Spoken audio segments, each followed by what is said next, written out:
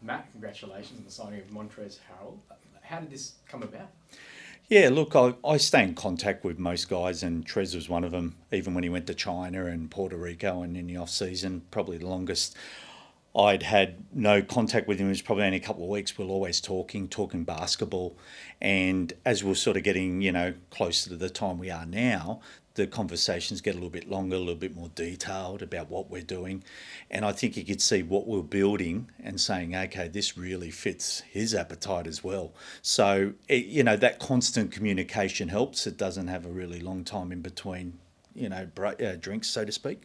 And that enabled us to really have some really good conversations to say this could be real and what we're looking for. And the last week or two, we've had good conversations.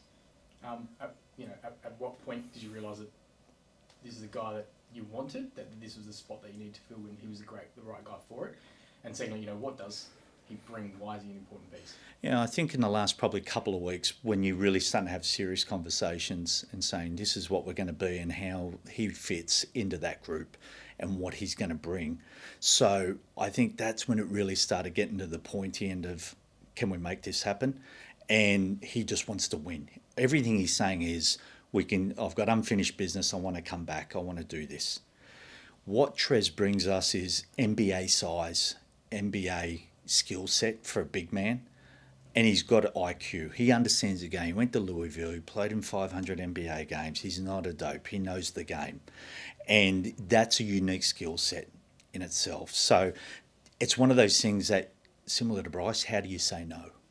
And so having those two guys together with our Australian contingent that we have, we're feeling really comfortable and excited about what this season will have for us.